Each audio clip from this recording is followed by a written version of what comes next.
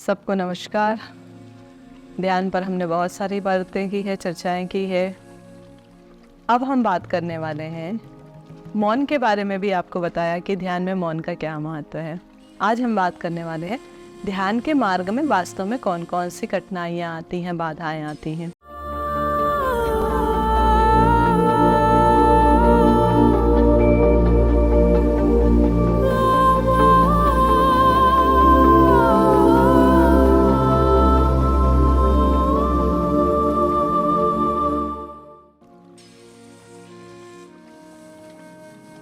वैसे योग शास्त्र में कहा है पतंजलि जी ने कि हमें योग के मार्ग में कौन कौन सी बाधाएं आती है, वही हमारे ध्यान को भी प्रभावित करते हैं। तो सबसे पहला जो होता है वो है व्याधि। व्याधि किसे कहते हैं? जो शरीर के स्तर पर होता है, ये फिजिकल शरीर के स्तर पर होता है, वो व्याधि कहलाता है। जब शरीर में पीड़ा हो, शरीर में कष्ट हो, तो हम ध्यान करें भी तो ध्यान कहाँ लगने वाला है। तो उस व्याधि को पहले दूर करना पड़ेगा, और व्याधि को दूर करने के लिए आपको योग का अभ्यास करना पड़ेगा। जब आप योगा बहुत अच्छा करते हैं तो योगा करने के बाद शरीर का थोड़ा रजस तमस कम होने लगता है और ध्यान की गहराई को महसूस करते हैं। अब मैं क्या कहूँ, जब आप ऐसी स्थिति में करते हैं तो आनंद ही आ जाता है, लगता है हमने क्या पा लिया। दूसरा जो व्यवधान आता है वो है स्त्यान। कहने का मतलब क्या होता है? मानसिक विकार, हमारी असमर्थता, हमारी असक्षमता। जब हम ये सोचने लग जाते हैं कि ये नहीं होगा। और आपको पता है सबसे अच्छी बात क्या है? जब हम ध्यान शुरू करते हैं ना, तब ध्यान जो है बढ़ने लगता है। हम फंसते जाते हैं क्या हो रहा है। जब हम टीवी देखते हैं तो हमें कुछ नहीं होता, पर हम ध्यान करने जाते हैं तब दुनिया भर की बातें आने लग जाती है कि ऐसा है, वैसा है, ये है, वो है। इसको कहते हैं स्त्यान। तो दूसरी जो बीमारी है हमारी, वो क्या चीज़ हो गई? मानसिक विकार हो गया, जो हमें ध्यान में बाधा पहुंचाता है। चलिए ध्यान के तीसरी बाधा के बारे में बात करते हैं। तो ध्यान की तीसरी बाधा क्या है? संशय। संशय किस तरह का? अपने ऊपर डाउट करना। क्या मैं बहुत अच्छी हूँ? क्या मैं ये कर सकती हूँ? क्या मेरे अंदर ये सक्षमताएं हैं? या हम जैसे बहुत मान रहे हैं, जैसे जान रहे हैं, वो जो हमें सलाह दे रहा है उस पर डाउट। क्या सामने वाला अपने स्वार्थ के लिए कह रहा है या मेरे लिए कह रहा है? पता नहीं इसमें उसके कौन कौन से स्वार्थ जुड़े होंगे। कई बार ऐसा भी होता है कि टीवी में कोई बड़े बड़े आचार्य होते हैं, वो कुछ बात कह रहे होते हैं और हमें लग जाता है पता नहीं लोग क्या फेंक रहे हैं, खुद पर लागू क्यों नहीं कर लेते हैं, ये हमें तो ज्ञान देने चले। ऐसा होता है। कभी कभी मेरे मन में भी आया, किसी का प्रवचन सुनते सुनते आया कि ये जो इतनी बड़ी बड़ी बात कर रहे हैं, ऐसा हुआ वैसा हुआ, क्या कभी अपने ऊपर इन्होंने अप्लाई करके देखा? तो अगर वो लाखों पब्लिक के बीच में जाकर के बोल रहे हैं, इसका मतलब है कि उनमें कुछ तो क्वालिटी है। फिर हम उस पर संशय कैसे कर रहे हैं? क्या हम उस लायक हैं क्या अभी कि उन पर संशय करें? तो एक जो कारण होता है हमारे ध्यान के मार्ग में या योग के मार्ग में, जो बाधा उत्पन्न करता है, ये है संशय। और इसी तरह से हमारा जो चौथा बाधक तत्व है हमारे शरीर के लिए योगा में, या फिर हम कह सकते हैं ध्यान में, वो क्या है? प्रमाद। प्रमाद मतलब क्या होता है? जानबूझकर गलत करना। क्या चीज को जानबूझकर गलत करना है? जब मुझे पता है कि मेरे लिए ये जरूरी है, मुझे ये काम आज निपटाना ही होगा, अन्यथा इसका भारी नुकसान मुझे ही भुगतना होगा, पर भी नहीं, चलो अभी करेंगे, थोड़ी देर बाद करेंगे, 4 घंटे बाद कर लेंगे, अभी तो समय पड़ा। तो ये क्या हुआ? प्रमाद। चलो इस उदाहरण से नहीं, दूसरी चीज से देखते हैं। डॉक्टर ने हमें मना किया कि आपको ये चीज नहीं खाना है। मन में और लालच आता है, नहीं एक दिन थोड़ा सा खा लेते हैं, फिर क्या होता है, भुगतना तो हमें ही। तो ये प्रमाद है जो हमारे योग के मार्ग में और ध्यान के मार्ग में व्यवधान उत्पन्न करता है। एक अच्छा उदाहरण मेरे सामने, कहते हैं कि 6 महीने से मैं डाइटिंग में चल रहा हूँ। आज मौका मिला तो बढ़िया से पिज़्ज़ा भी खा लिए, मौका मिला तो बढ़िया से कोल्ड ड्रिंक भी पी लिए, और कह रहे हैं कि डॉक्टर मुझे मना किया था, बरसों का 6 महीने से सब छोड़ दिया, पर 6 महीने का आज ही भरपाई हो गई। तो ये प्रमाद है ना, यही तो हमारे साधना के मार्ग में व्यवधान है। अगला जो व्यवधान या बाधा है वो है आलस्य।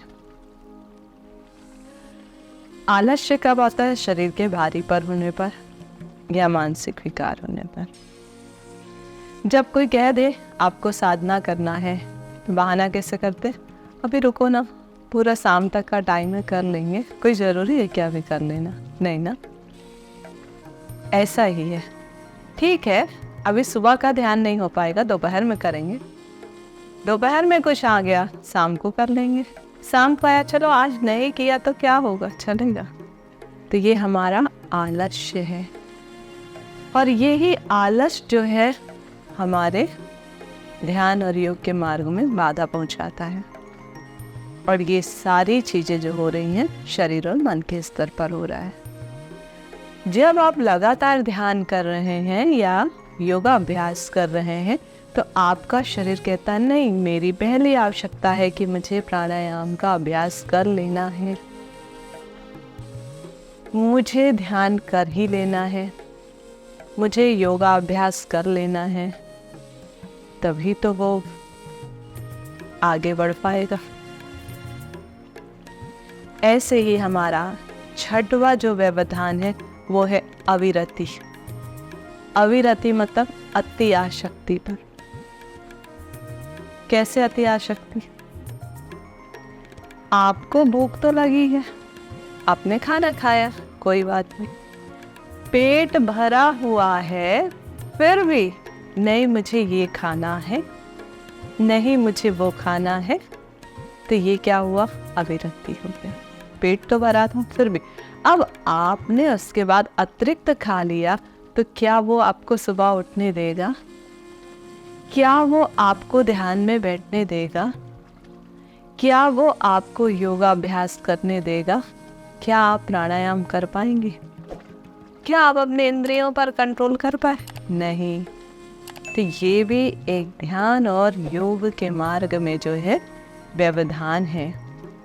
तो अपने जीवन को थोड़ा सा संयमित करने की आवश्यकता पड़ेगी। हमारा 7वां जो व्यवधान है उसको हम कहते हैं भ्रांति दर्शन। भ्रांति दर्शन मतलब मति भ्रमित हो जाना। कैसे मति भ्रमित हो जाता है?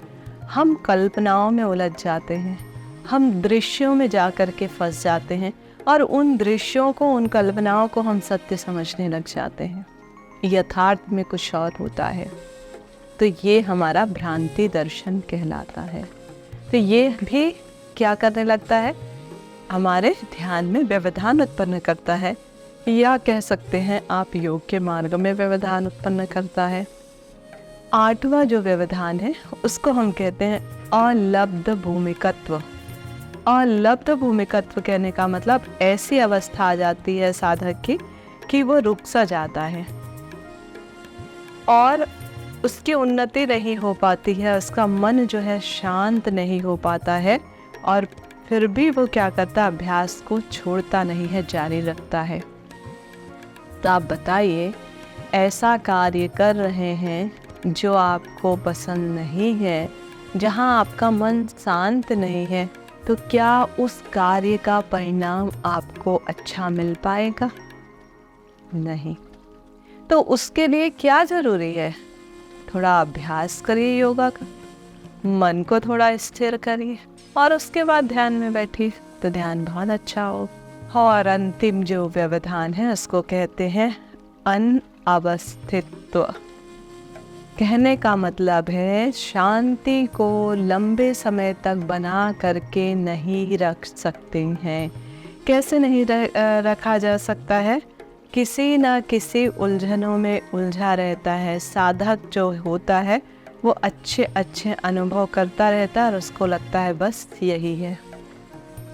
तो इस तरह ध्यान में, योगा अभ्यास में 9 प्रकार के व्यवधान आते रहते हैं और इन व्यवधानों से मुक्त होने के लिए ज़रूरी है कि हम लगातार एक निर्धारित समय पर रोज योगाभ्यास करें और कम से कम दिन में 2 बार अवश्य मेडिटेशन करें। जब आप ऐसा करने लगेंगे तो उस परम शांति को अनुभव करेंगे जो शायद आप लाखों करोड़ों रुपए खर्च करके भी नहीं पा सकते। वो शांति कभी मिल ही नहीं सकती है। ऐसा अनुभव करेंगे। आपको एक वाक्य बता रही हूँ मैं। 2 दिन पहले मैं मेधा योगा ले रही थी स्कूल के बच्चों का। उसमें एक मुस्लिम लड़की थी, 12th क्लास की थी। जब सुदर्शन क्रिया हुआ उसके बाद उनसे एक्सपीरियंस शेयर करने को कहा गया तो वो बच्ची कहती है कि मैडम मुझे ऐसा लग रहा है कि ये निरंतर चलता रहे और मैं करते रहूं। अपने इस 16 साल की आयु में मैंने आज तक कभी ये स्थिति महसूस ही नहीं किया। मैं इसको बयां ही नहीं कर सकती हूँ कि मुझे क्या मिला। और ऐसी स्थिति आई कि तीसरे दिन उसको जो है आने को नहीं मिला क्योंकि संडे पड़ गया।